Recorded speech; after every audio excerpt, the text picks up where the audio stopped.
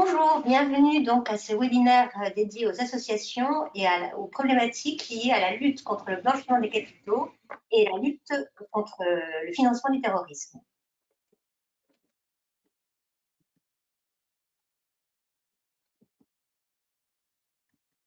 Trois intervenants aujourd'hui, donc Nathalie Elio qui est expert comptable et commissaire aux comptes, Karim Bangoura qui est aussi expert comptable et commissaire aux comptes, et donc moi, Bénédicte Alba, qui suis docteur en sciences économiques. Alors je voulais passer un message personnel aujourd'hui, ce n'est pas la cérémonie de César, mais je voulais quand même remercier le comité association, puisque ça fait 5 ans que j'y participe, et c'est grâce à mon expert comptable Sabine Servan-Dorier qui m'a mis le pied à l'étrier et qui m'a permis de rencontrer Nora Vartanian et Angélique Lecomte, qui ont co-animé pendant 3 ans et vraiment brillamment, avec beaucoup de gentillesse et de bienveillance, qui sont des notions clés, ce comité association. Donc, je tenais à leur rendre un hommage au début de ce webinaire, d'autant plus que les webinaires se sont beaucoup développés pendant la période de Covid et que c'est le deuxième webinaire que nous animons avec Karim et Nathalie.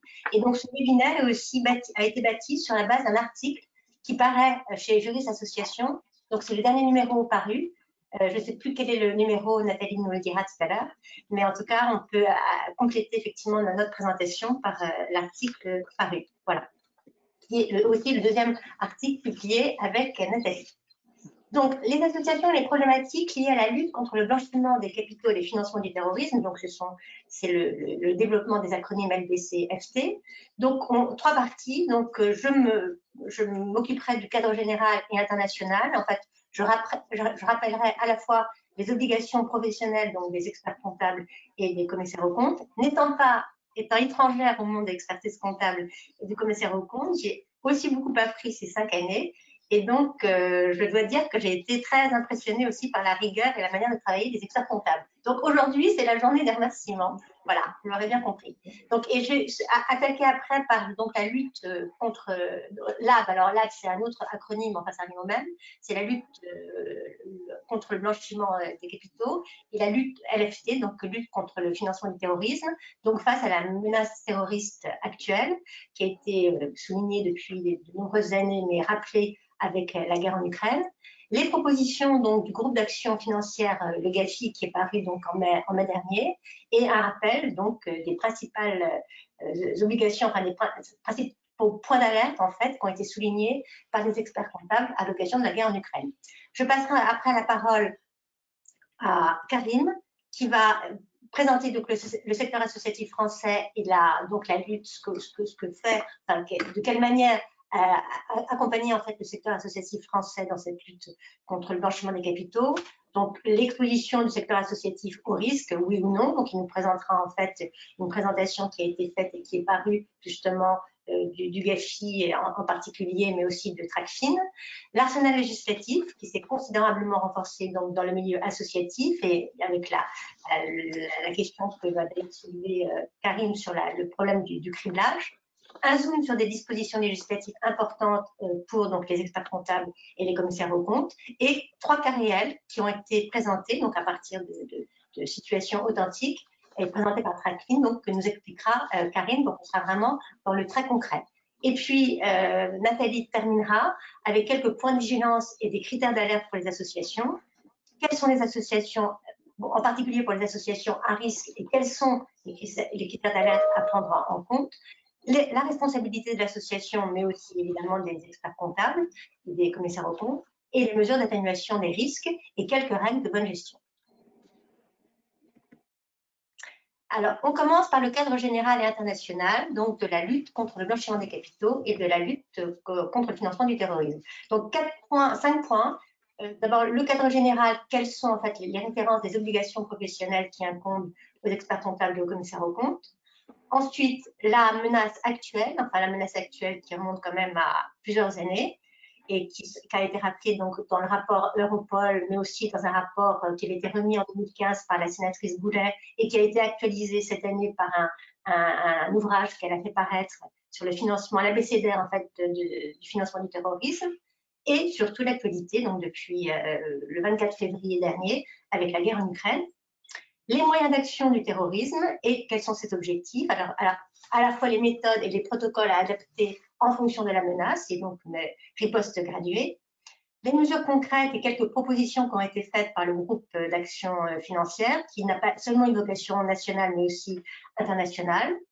Et enfin, on terminera donc par quelques rappels en fait, qui ont été rappelés donc, à l'occasion de la guerre en Ukraine sur les obligations qui incombent aux experts comptables.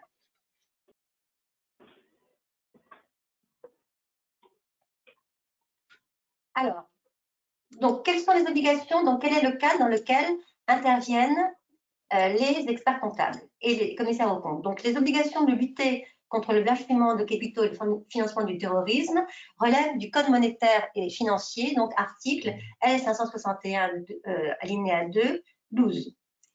Alors, les experts comptables et les commissaires aux comptes, deux choses. Ils doivent déclarer toutes les sommes ou opérations qui portent sur des sommes dont ils savent, soupçonnent ou ont de bonnes raisons de soupçonner qu'elles proviennent d'une infraction passible d'une peine de prison supérieure à 1 an ou participent au financement des activités terroristes.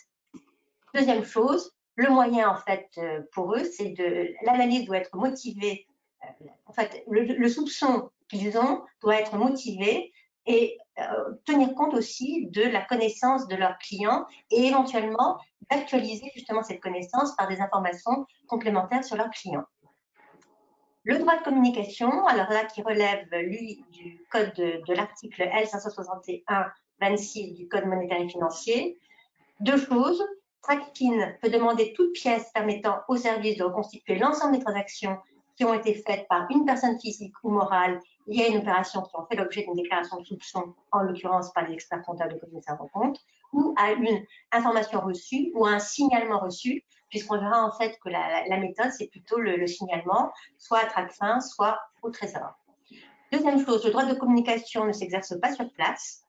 Et enfin, troisième élément, les experts comptables et les commissaires aux comptes ne peuvent opposer le secret professionnel à Tracfin. Et si jamais ils le faisaient, évidemment, ils seraient soupçonnés de cacher effectivement des choses et ce qui les mettrait effectivement en première ligne pour eux être soupçonnés directement.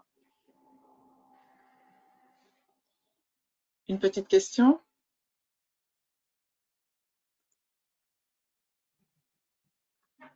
On passe à la slide suivante.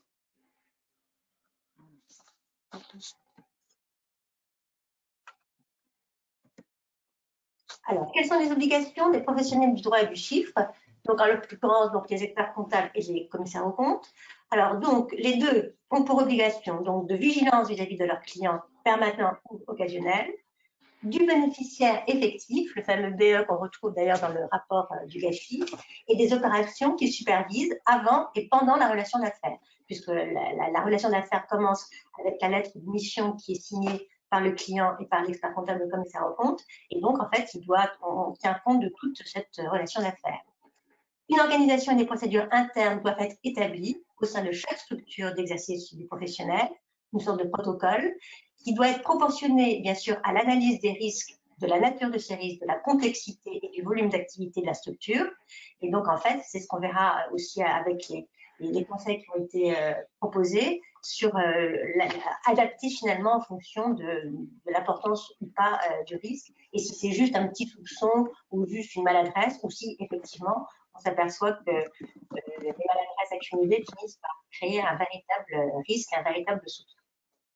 Système d'évaluation et de gestion des risques, donc du blanchiment des capitaux et du financement du terrorisme, donc ce système d'évaluation doit renforcer, donc c'est la détection du blanchiment des capitaux et du financement du terrorisme. Donc s'il est interrogé en particulier par Tracfin ou même par le Trésor, l'expert comptable ou le commissaire aux comptes doit expliquer concrètement quel a été le protocole qu'il a mis en place avec ses clients, avec l'organisme dont il suit les comptes et dont il est chargé de valider les comptes, et de quelle manière, en fait, ce système d'évaluation, quels sont les critères à prendre en compte dans l'évaluation, éventuellement la durée, et toutes les démarches en fait, qu'il a faites pour vérifier les informations qui ont été transmises.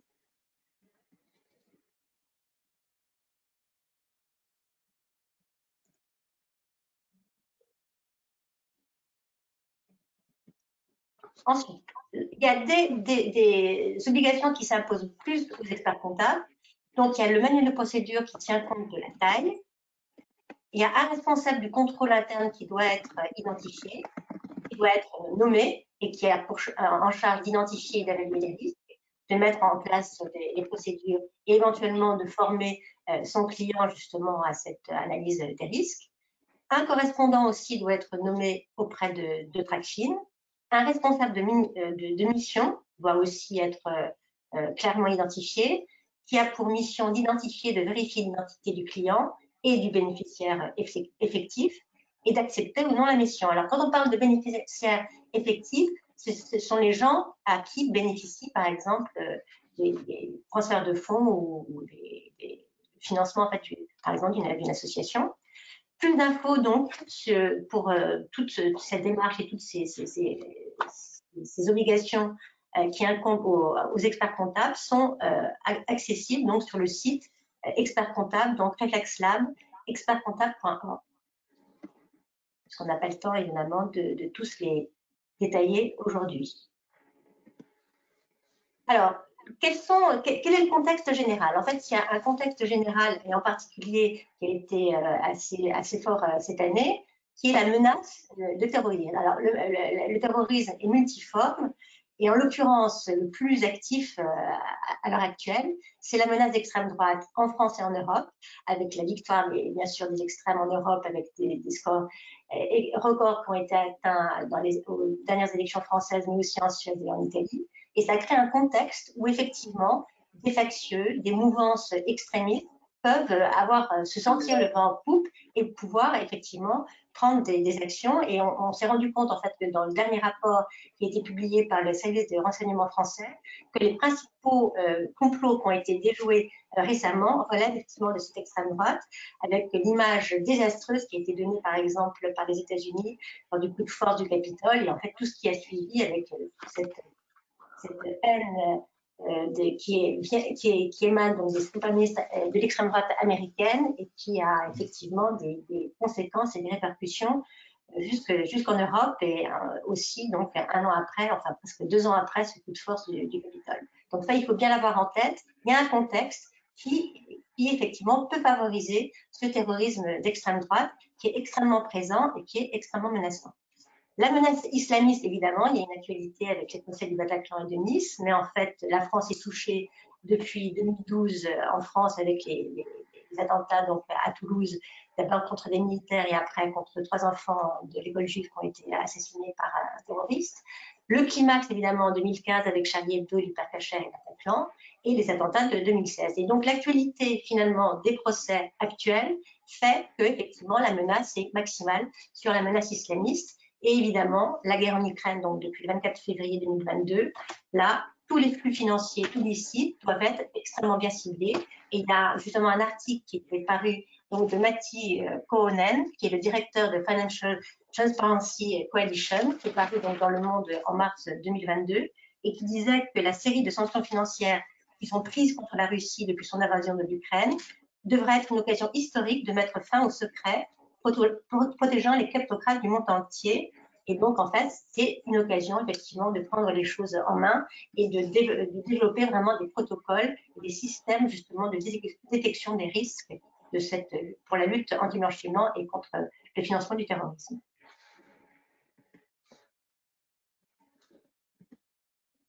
Alors, quels sont les moyens d'action du terrorisme? Quels sont les objectifs? Alors, les moyens classiques, on les connaît, puisqu'en fait, le financement du terrorisme relève vraiment, enfin, c'est exactement les mêmes circuits que la criminalité organisée, que la délinquance financière classique. Alors, le blanchiment d'argent sale dans les casinos, la BATCHA est spécialiste de ce genre d'action. La corruption, le trafic de drogue, avec récemment, donc, on a eu pas mal d'informations sur la motromafia pour la cocaïne, qui est le principal réseau de cocaïne en Europe, le trafic évidemment d'êtres humains, travail forcé, prostitution en tout genre, et avec des scandales récemment justement dans des réseaux de prostitution et de proxénétisme en France. Trafic d'œuvres d'art aussi, et là il y a eu un article justement de l'Office central de lutte contre le trafic de biens culturels au CBC récemment, et qui montre justement, et on l'avait vu d'ailleurs à l'occasion, non, on n'y est pas encore, à l'occasion de la guerre en Afghanistan, où on avait vu effectivement les talibans qui s'en prenaient aux œuvres d'art, et on a vu effectivement des sites en Syrie qui ont été totalement pillés pour financer justement le terrorisme. Donc là, c'est vraiment un terrain d'action très, très classique.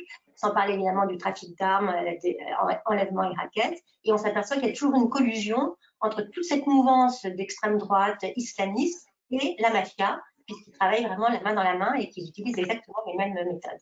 Mais en fait, ce qui a été vraiment souligné par la sénatrice Goulet, c'est qu'en fait, on assiste à un terrorisme light, c'est-à-dire low cost, accessible à tous, avec, parce qu'en fait, tous ces réseaux super organisés, et éventuellement, les masterminds des esprits criminels, on ne les rencontre pas tellement.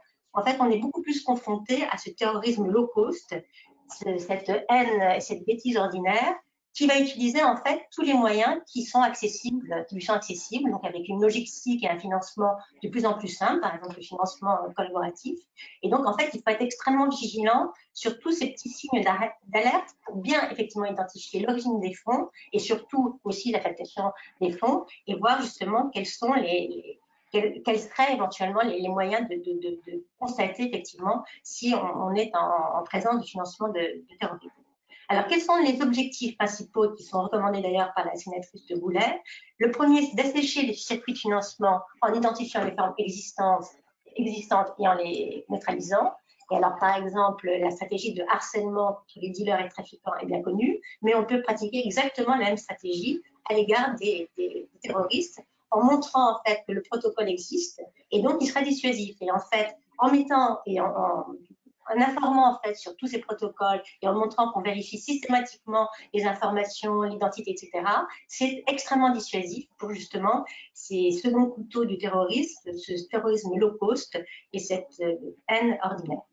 Alors, deuxième chose, deuxième point, empêcher le blanchiment institutionnel, donc c'est toute la corruption, fraude, évasion sociale. Donc ça a une plus grande échelle, et là, ça relève effectivement de choses beaucoup plus élaborées qu'on ne retrouve pas, ce que dira d'ailleurs Karine dans les associations.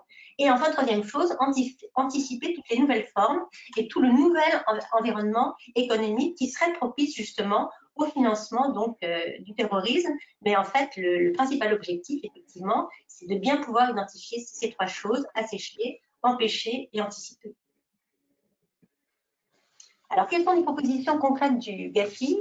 Donc, alors, le GAFI, c'est juste pour vous rappeler, donc c'est le groupe d'action financière, c'est un organisme intergouvernemental, indépendant, qui élabore des mesures de protection et qui fait des propositions de normes pour le système financier mondial. Donc, ce n'est pas seulement à un niveau national, c'est à un niveau aussi international. Et les mesures préconisées en particulier par le renseignement, donc le service de renseignement qui s'occupe de la lutte contre le financement du terrorisme et de la lutte contre le blanchiment, c'est TRACFIN. Donc, il y a des mesures de contrôle d'ordre ils considèrent en fait que les mesures qui sont déjà existantes sont suffisantes et permettent d'atténuer le risque d'exploitation, donc des organismes à but non lucratif, sans les contrôler exagérément. Et donc, il faut mesurer, il faut adapter finalement les protocoles et les mesures à prendre en fonction effectivement des risques. Néanmoins, le GAFI a bien insisté sur trois recommandations. D'abord, la publicité des informations qui sont demandées aux personnes morales qui doivent être appliquées aux associations, chose qui n'est pas toujours le cas, et que les informations sur les bénéficiaires effectifs, c'est-à-dire les bénéficiaires en fait des fonds de financement des actions des associations, soient vérifiées, soient exactes, vérifiées et mises à jour régulièrement, et qu'elles soient aussi à disposition, que dès que TRACFIN ou par exemple le Trésor demande plus d'éclaircissements, l'expert comptable ou le commissaire en compte sont en mesure de les donner. Donc, il faut avoir anticipé et les avoir préparés pour pouvoir les communiquer. Deuxième chose, la création d'un répertoire national des associations qui doit être modernisé par un contrôle de l'exactitude des informations et la mise en place d'un registre pour fondations et les fonds de dotation, donc qui ne sont pas des associations, mais en fait qui relèvent aussi du champ de l'économie sociale et solidaire. Et ce répertoire national des associations qui n'existe pas encore, enfin il existe, il y a des déclarations qui sont faites auprès des préfectures, mais on devrait vraiment pouvoir les mettre vraiment en réseau et pouvoir avoir accès à toutes les informations de manière beaucoup plus moderne en fait, et que ce soit par exemple numérisé et qu'on puisse en faisant une recherche tout de suite avoir accès en fait aux informations donc, des associations.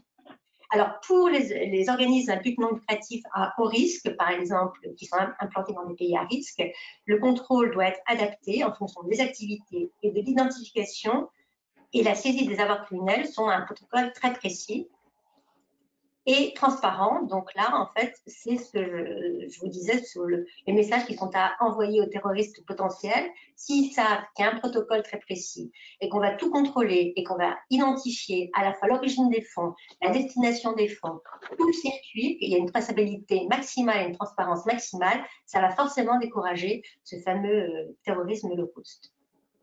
Alors, identification et évaluation des risques. Donc, c'est la revue financière comptable en 2019 qui a publié ce schéma, directeur de l'identification et de l'évaluation des risques.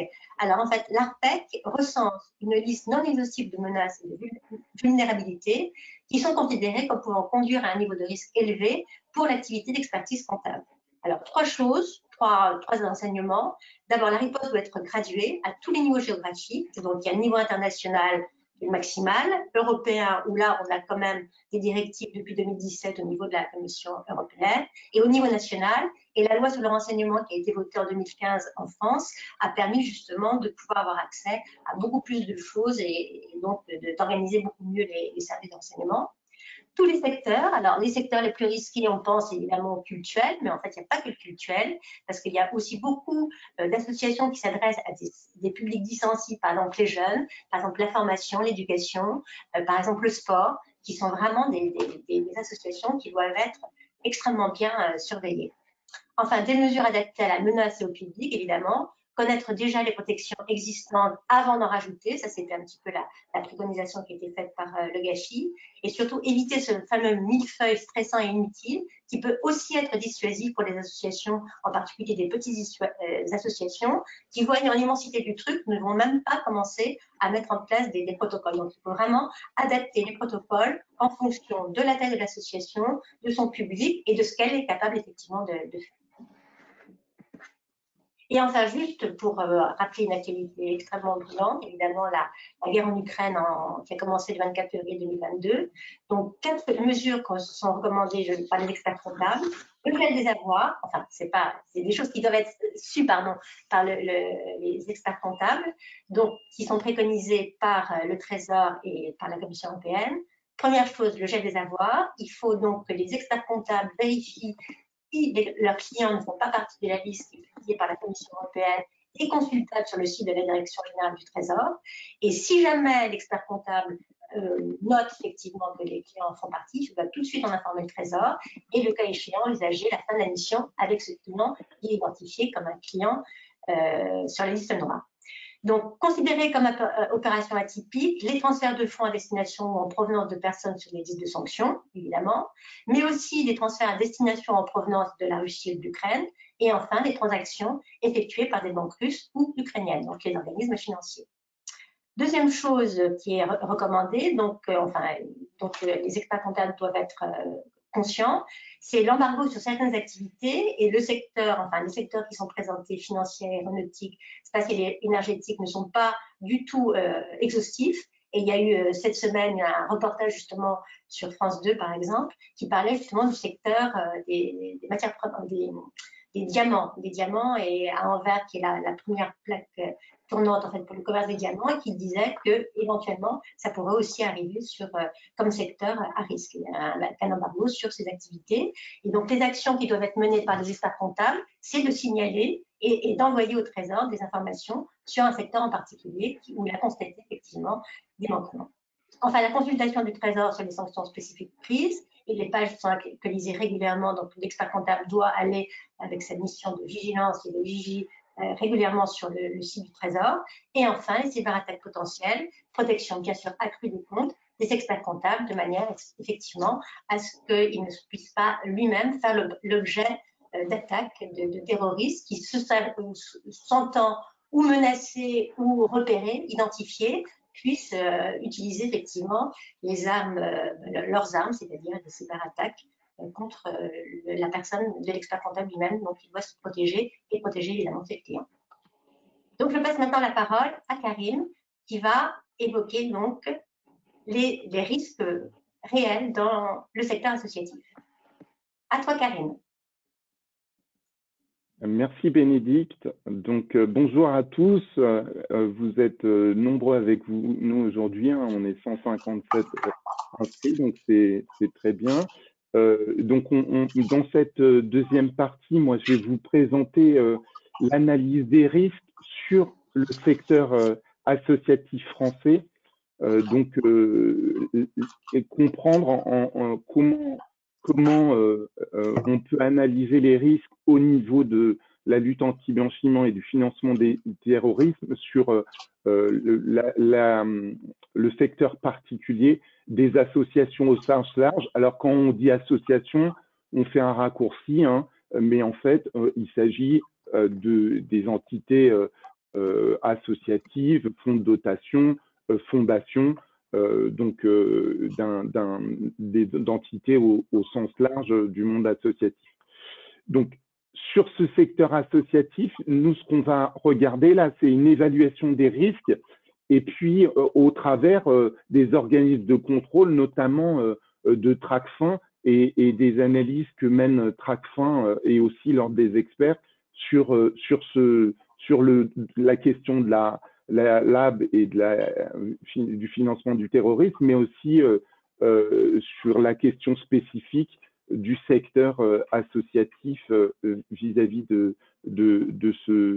cette question de lutte contre le blanchiment, contre des capitaux et de financement du terrorisme.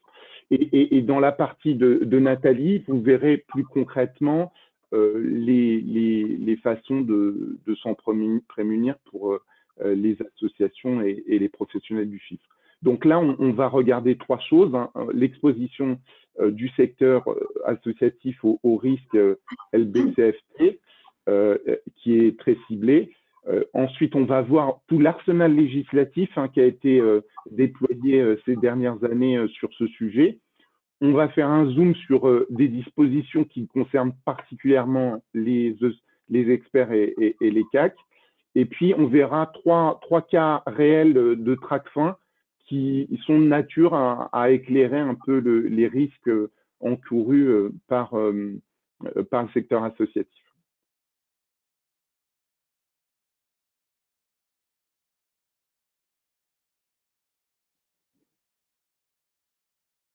Alors, pour commencer, un petit sondage rapide, hein. Donc, les obligations de Tracfin s'imposent-elles aux experts comptables et aux commissaires aux comptes? Et donc là, vous devez répondre par oui ou par non.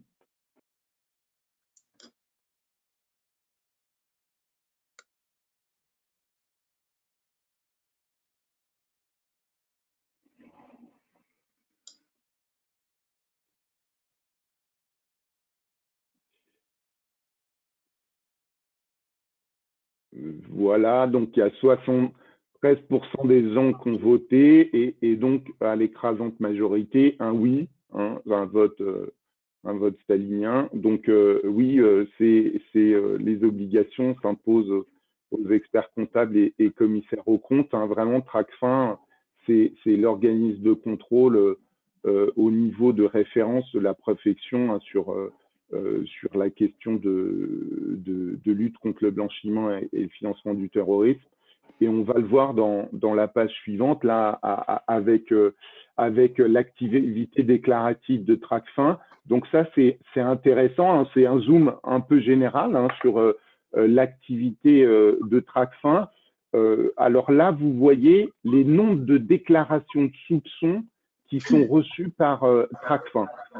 Donc, vous voyez au total sur l'année 2020, on a presque 112 000 déclarations de soupçons et on a une écrasante majorité de ces déclarations qui proviennent de la profession financière et des banques en particulier.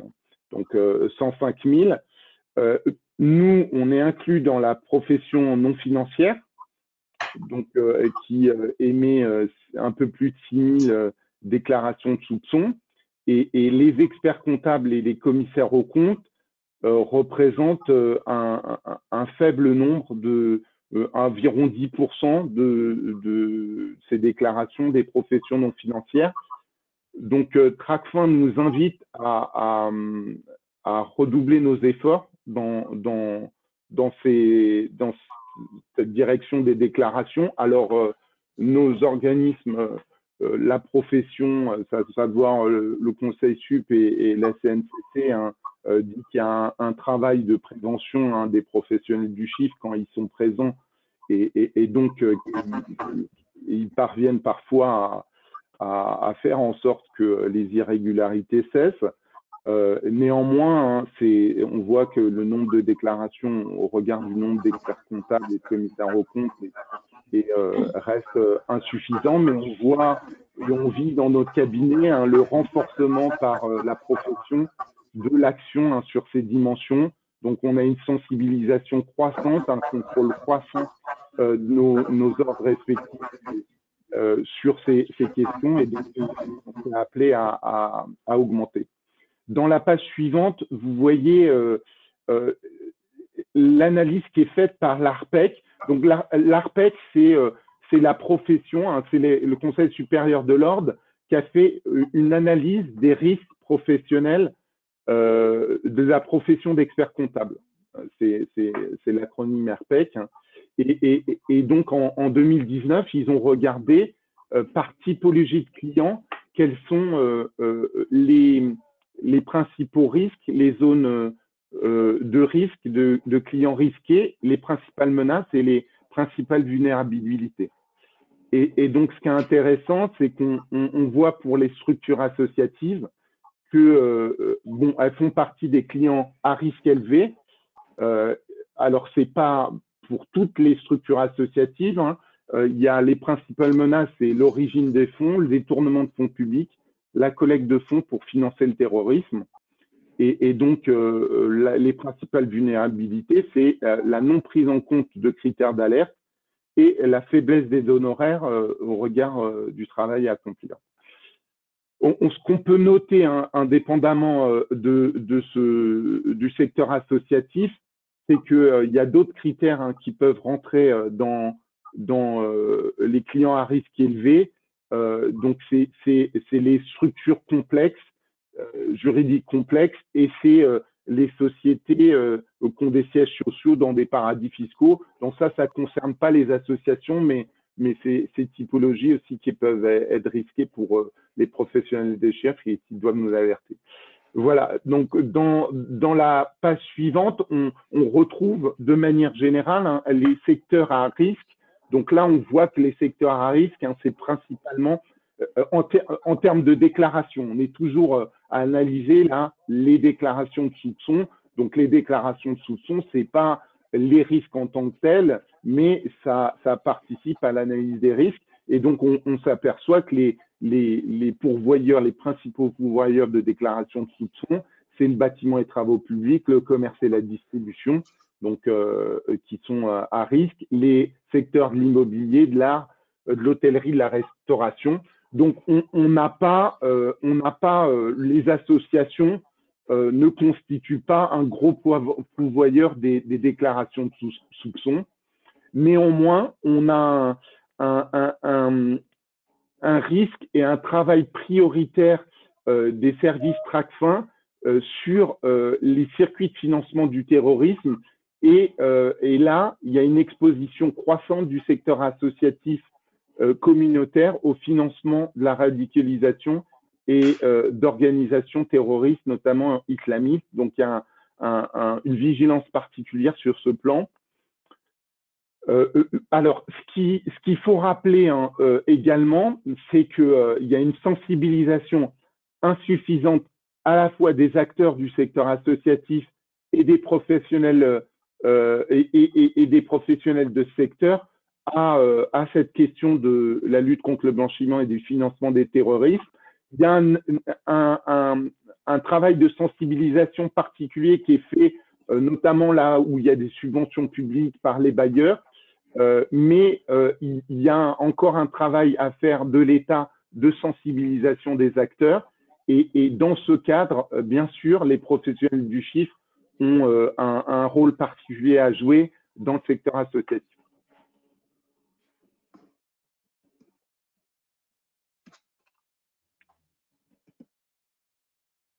Alors, dans cette slide, on reprend à nouveau une analyse qui est faite par Tracfin des typologies d'infractions et de risques liés au blanchiment de capitaux et financement du terrorisme. Alors, sur le plan des infractions pénales, on voit qu'on a là en tout 7 infractions pénales qui sont caractérisées dans ce tableau.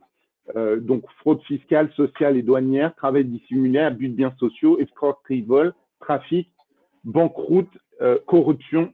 Donc, ça, c'est des infractions pénales caractérisées.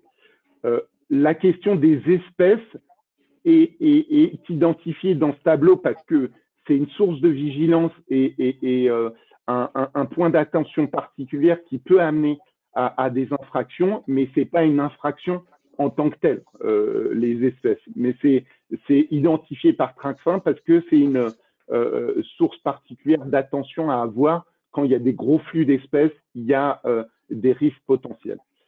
Et puis, enfin, financement du terrorisme, c'est aussi, bien sûr, une infraction particulière à avoir en tête. Mais on voit qu'à côté du financement du terrorisme, qui est actuellement un point de vigilance dans le contexte actuel, il y a un nombre extrêmement important d'infractions et que l'essentiel des infractions commises par les entités de toute nature, associatives ou autres, sont d'une autre nature que le financement du terrorisme. On a 25% des déclarations de Tracfin qui concernent, pour les experts comptables, la fraude sociale et fiscale. On a 15% qui concernent les abus de biens sociaux. Donc, il y a vraiment à ne pas perdre de vue ces enjeux de lutte contre la fraude fiscale et la fraude sociale, qui sont aussi des éléments qui sapent le contrat républicain, puisque ça assèche les sources de financement de l'État. Et donc, il faut absolument une vigilance renforcée des acteurs du tissu économique et associatif, mais aussi des experts, des professionnels du chiffre, sur ces questions de fraude fiscale et de fraude sociale. Alors, juste je termine, Nathalie fait attention au temps, elle est la veille du gardien du temps, donc je vais vite, juste une petit point sur les associations. Vous voyez que il y a un point de vigilance particulière sur le financement du terrorisme, sur l'escroquerie, la corruption et les espèces. Mais c'est vraiment le financement du terrorisme qui concentre l'attention sur les associations. Pardon. Alors, rapidement maintenant sur l'arsenal législatif. Sur l'arsenal législatif, je vais être rapide. On voit qu'il s'est développé là depuis quelques années, depuis 2020, de nombreuses lois qui découlent vraiment de la politique qu'a décrit Bénédicte, du GACI, de Tracfin, qui arrive à faire voter dans les textes des États des dispositions législatives pour lutter contre le blanchiment des capitaux et le financement du terrorisme. Donc, on a une obligation de déclaration des bénéficiaires effectifs pour certaines associations. Donc, ça, c'est des associations réduites, parce que les associations qui sont inscrites au RCS, il y en a très peu. Les associations qui ont une activité économique, elles n'ont plus d'obligation d'inscrire au RCS.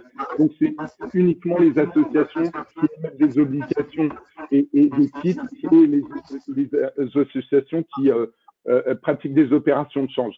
Il y a aussi le renforcement du droit d'opposition. Donc ça, c'est une possibilité pour les acteurs des établissements financiers de faire plus facilement, de manière groupée, un droit d'opposition à des opérations qu'elles trouvent suspectes.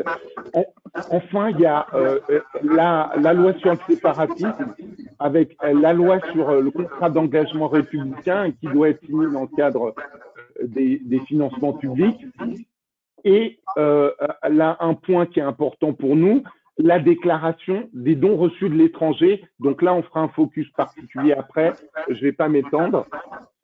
Et ensuite, dans la page suivante, on retrouve également d'autres éléments, puisqu'on a la possibilité d'opposition pour les préfets en cas d'association culturelle présentant une menace pouvant affecter un intérêt fondamental de la société. Donc, il y a un pouvoir d'opposition à sa déclaration du préfet, donc c'est fort. Et puis enfin, il y a l'objectif à terme de mettre en place les recommandations du GAFI et d'établir un répertoire national des associations disponible en ligne. Voilà pour l'arsenal législatif. Maintenant, on va faire un zoom particulier sur des dispositions qui concernent particulièrement les experts comptables et les CAC. C'est les produits issus de la générosité du public. Donc là, on a avec la loi sur le séparatisme des nouvelles dispositions et un contrôle accru des dons reçus de l'étranger. Donc c'est les dons qui proviennent de tout type d'entités associatives, associations, fondations, fonds de dotation. Et donc, elles devront tenir un état séparé des avantages et ressources versés en numéraire ou consentis en nature par un État étranger, une personne morale étrangère, ça peut être société, association, ça peut être aussi une fiducie ou une personne physique non résidente fiscale en France, donc c'est très large. Et les avantages en ressources sont aussi très larges puisque c'est des apports, des fonds propres, des prêts, des subventions, des dons manuels ou des mécénats de compétences. Et donc, il y a une sanction qui est une amende de 3 750 €, mais cette amende peut être augmentée au montant des sommes totales des avantages, du quart des avantages et ressources non inscrits dans l'état séparé. Et enfin, il y a un état séparé spécifique qui est établi par l'autorité des normes comptables et qui doit être homologué le 1er janvier 2023. Donc ensuite, il y a pour des nouvelles obligations pour les fonds en provenance de l'étranger pour les associations culturelles. Donc là aussi, hein, c'est dans le cadre de la loi sur le respect des principes de la République, il y a les associations culturelles doivent déclarer au ministère de l'Intérieur tout financement provenant directement ou indirectement de l'étranger, quelle que soit leur nature, et dès lors que le montant perçu dépasse sur un exercice 10 000 €. Et donc ça, c'est dans un délai de 2 à 6 mois. Et il y a un cas d'opposition. L'association bénéficiaire est tenue de restituer les avantages et ressources versées ou consentis s'il y a une opposition qui est faite par le préfet. Alors, on signale également un site pour la déclaration des par voie électronique qui est important à avoir et que vous aurez le support à la suite de du webinaire qui vous permettra de vous référer à ce site. Je passe rapidement aux 3 cas suivants hein, parce que là, on manque de temps. Donc, je vais pas développer grandement les 3 cas suivants. Il y a un cas qui est le financement d'un lieu de culte en France à partir d'investissements étrangers. Il y a un deuxième cas qui est le financement, l'abus de confiance au préjudice d'une association humanitaire faisant appel à la générosité du public. À chaque fois, dans le Tracfin détaille de manière très précise le contexte du cas et les différentes décisions qui ont été prises. Donc, vous verrez dans le support, hein, c'est assez clair et éclairant de lire ces différents cas. Et enfin, il y a un dernier cas qui est le détournement de fonds publics et abus de confiance au préjudice d'une association à but non lucratif. Voilà, donc je vous invite à aller lire, on vous communiquera le support du webinaire. Et je vais passer la parole à Nathalie, qui a des points importants à voir avec vous. Merci Karim. Donc, nous allons regarder les points de vigilance et les critères d'alerte pour les associations. C'est-à-dire qu'on va rentrer dans quelles sont les associations à risque en tant que telles, quelle est la responsabilité de l'association par rapport à ces risques de lutte contre le blanchiment de capitaux et de financement du terrorisme, et quelles sont les mesures qu'il peut mettre en place, quelles bonnes règles de gestion à mettre en place pour essayer de faire face à ça et de gérer au mieux ces risques. Pour commencer, on va vous poser une question. Voilà.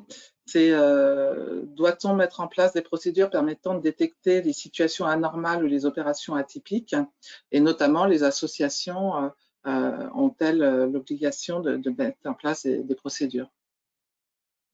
Donc, on vous laisse 20 secondes pour répondre à vos temps.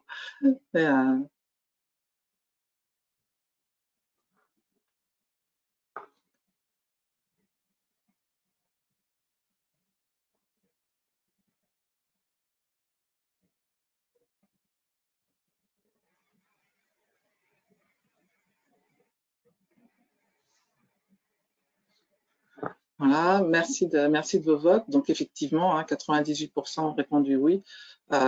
Donc effectivement, les associations doivent mettre en place des procédures, et on va voir un petit peu de quoi il s'agit.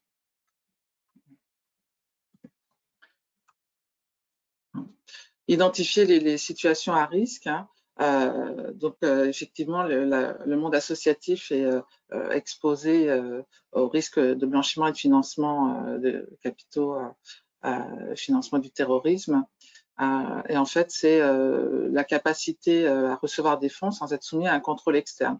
Parce qu'on se rend compte que beaucoup d'associations qui touchent des financements publics sont soumis effectivement à des contrôles, et à des contrôles très rigoureux, mais il y a aussi beaucoup d'associations qui perçoivent des fonds et qui n'ont pas forcément l'obligation d'avoir ce type de contrôle. Seules les associations déclarées font appel à des experts comptables, et à 153 000 € ont l'obligation d'avoir un commissaire aux comptes, 153 000 € de subvention ou de dons ouvrant droit à déduction. Voilà. Donc les associations plus importantes peuvent présenter des risques, notamment en matière de détournement de fonds publics, sur les grosses qui perçoivent des fonds, parce que malgré les contrôles, parfois il y a des astuces qui permettent de passer au travers. Et donc on va regarder ces différentes situations. Donc les types d'associations à risque, puisque la majorité des associations ne sont pas à risque, c'est vraiment celles qui ont des activités particulières, par exemple les associations à vocation humanitaire opérant dans des zones dites sensibles, qui sont soit les zones déshéritées ou en conflit, ou dans des pays sous sanctions internationales. Donc il y a plus de risques évidemment, puisqu'on est dans des lieux particuliers et qu'on vient aider une population, mais que parfois c'est compliqué de pouvoir travailler dans ces conditions. Ou parfois la création d'organismes humanitaires de façade. Justement, on va créer exprès une structure qui n'existe pas, en fait, qui ne va pas faire l'activité, mais on va profiter d'une catastrophe naturelle pour créer une structure ad hoc, et puis en fait, ça ne va pas être une vraie structure. Ou alors ça va être pour aider des terroristes à réaliser leurs actions dans certains territoires. Les associations culturelles, socio-éducatives ou sportives, on en a un peu parlé tout à l'heure, qui effectivement sont en contact avec des personnes, un public jeune, et qui peuvent donc exposer à des menaces de financement, de radicalisation, d'où les mesures qui ont été prises législatives dont vient de parler Karim, notamment sur les déclarations des dons provenant de l'étranger. Les associations avec un projet ou une activité très complexe qu'on ne comprend pas bien, on ne sait pas bien ce qu'ils font. Et puis les ONG travaillant à l'étranger, parfois sur des thématiques sensibles, comme le droit des minorités ou d'autres, et qui se retrouvent à travailler parfois avec des partenaires non déclarés parce que ces personnes peuvent faire l'objet de représailles si elles sont déclarées. Et du coup, c'est compliqué parce qu'on n'a pas vraiment d'interlocuteur qu'on peut, dont on connaît réellement l'identité. Donc, les critères d'alerte blanchiment de capitaux dans les associations, ça va être le montant du budget de l'association qui est disproportionné par rapport à son objet. Des montants très très importants de financement, alors que a priori l'activité ne nécessite pas autant de financement. Les dépenses qui seraient réalisées qui ne seraient pas en lien avec l'objet social de la structure. Des personnes politiquement exposées qui interviendraient au sein de l'association, des prestations de services qui seraient données par des sociétés qui seraient proches des dirigeants ou des personnes connues ou ayant décidé le versement de subventions publiques. Pour les critères d'alerte sur le financement du terrorisme, on peut avoir l'objet humanitaire dont on parlait, quand on opère parfois dans certains pays dits sensibles. Les champs d'action, les flux financiers dirigés dans des zones de conflit déshéritées, les créations récentes, ça reprend un peu ce qu'on vient de dire tout à l'heure, la faible structuration interne aussi, le contrôle interne, est-ce que l'organisation permet de s'assurer que l'argent est bien où c'est prévu, le recours à la collecte de dons en ligne ou par téléphone mobile, qui parfois effectivement ne garantit pas l'origine des fonds. Donc, on a un besoin de transparence et de vigilance, notamment sur les flux financiers. Les encaissements de dons très importants ou une trésorerie abondante, excessive, doivent interroger. En tant qu'expert comptable, on doit se dire, est-ce que c'est normal, d'où ça provient? Les transferts anormaux de fonds en provenance ou à destination de l'étranger. Donc, savoir, pareil, d'où ça provient, le destinataire, qui c'est, d'où viennent les fonds. Les fonds en dehors de circuits financiers habituels, habilités ou habituels. Donc, quand on passe pas par des banques, parfois on a besoin de faire transiter des espèces parce que justement le système bancaire fonctionne pas bien. Donc, c'est compliqué. Je vois des projets, par exemple, d'une structure qui travaille avec le Liban, où en ce moment c'est compliqué.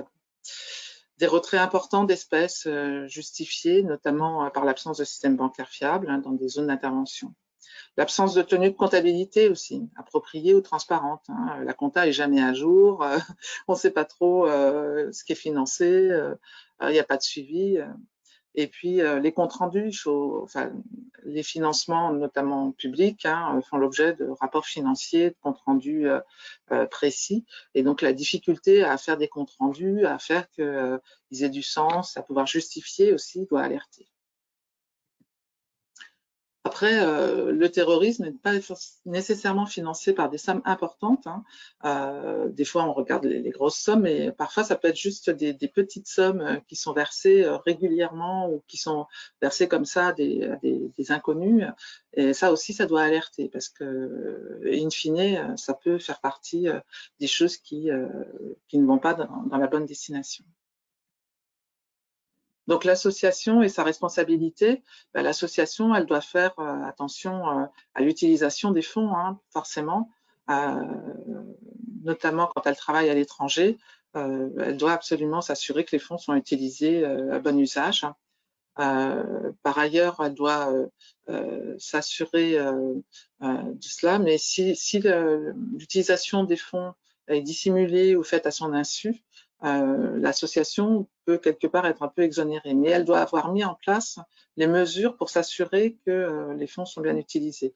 Donc, elles ne pourront pas évoquer leur bonne foi et la méconnaissance d'une situation si un simple examen aurait pu la révéler. Donc, il y a une vigilance particulière qui doit être de mise dans tous les cas. Alors, on a fait un petit focus sur le criblage, puisque c'est un thème d'actualité, notamment les ONG ont beaucoup milité, ont fait pas mal d'articles qui sont parus. Il y a eu des groupes d'associations qui sont monté au créneau au moment de la loi sur le financement de la coopération internationale. Et donc, il y a une obligation du fait des nouveaux textes et de la prégnance de la volonté de lutter contre le blanchiment de capitaux et le financement du terrorisme, avec une demande des financeurs publics de réaliser une vérification de l'identité de tous les bénéficiaires effectifs des aides. Et donc ça c'était compliqué puisque effectivement dans certains pays ou sur certaines actions, il est difficile de pouvoir connaître l'identité précise de tous les bénéficiaires des aides. Et donc face à cela, il y a eu quand même des dispenses qui ont été accordées dans certains cas, notamment pour les zones de crise, les aides d'urgence, les secteurs humanitaires des Nations Unies.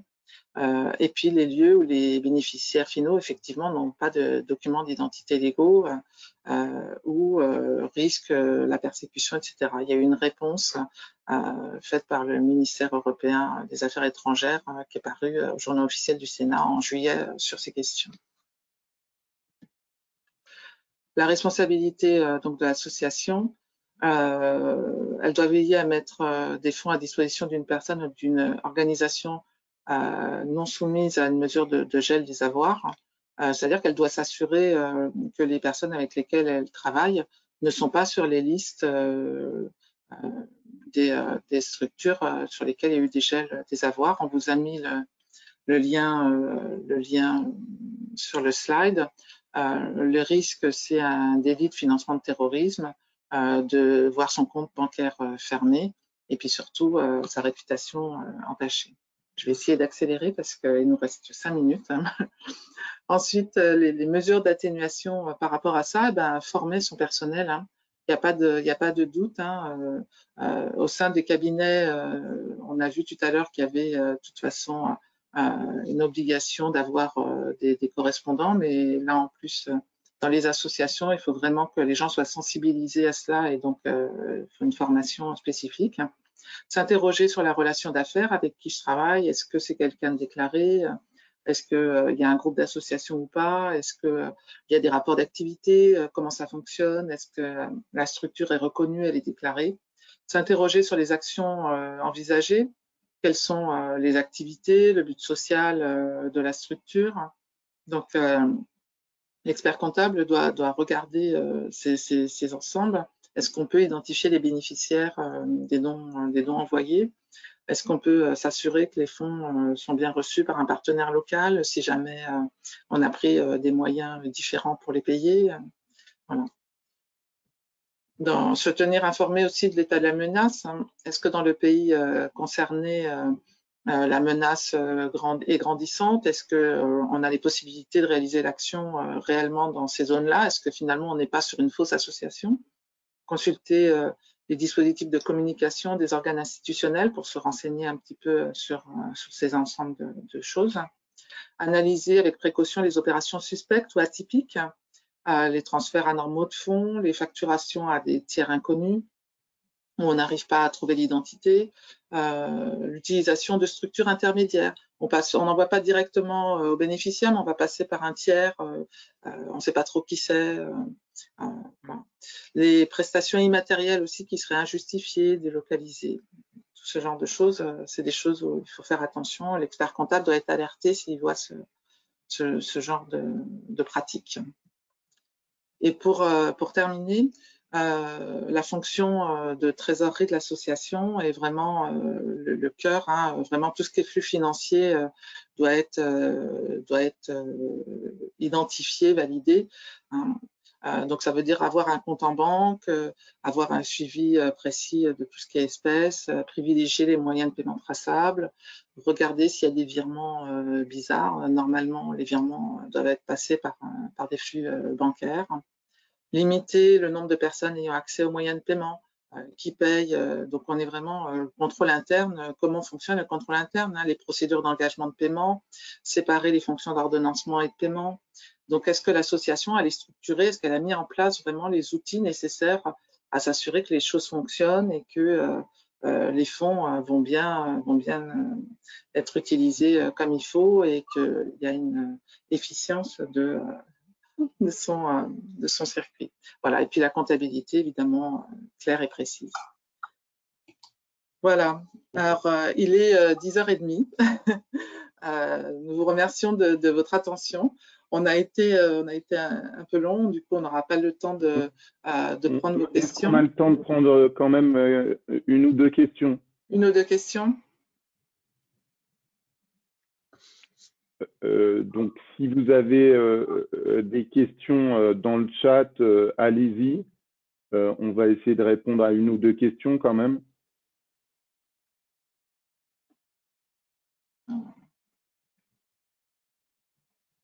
Alors, si tout a été hyper clair et que ça n'appelle aucune question, bah, du coup, on a respecté le timing et c'est parfait. Hein, mais il y a…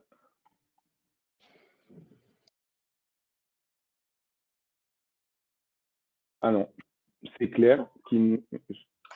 Non, c'est un intervenant qui nous dit pas de questions, c'était très clair. Merci. Bon, bah, je crois que ça va être le mot de la fin. Donc, Nathalie avait raison. Merci beaucoup. Bah, merci à tous et donc à bientôt. Et donc, il y a l'article à Juriste Association qui paraît dans le dernier numéro si on veut plus de compléments. Et les références. C'est dans le numéro du 1er octobre 2022. On a fait une très riche bibliographie avec Karine et Nathalie. Donc, si vous voulez toutes les références des articles et des rapports publics, vous pourrez les avoir dans Juriste Association. Et puis, le support qui est plus opérationnel, vous le recevrez, on vous le transmettra. Merci.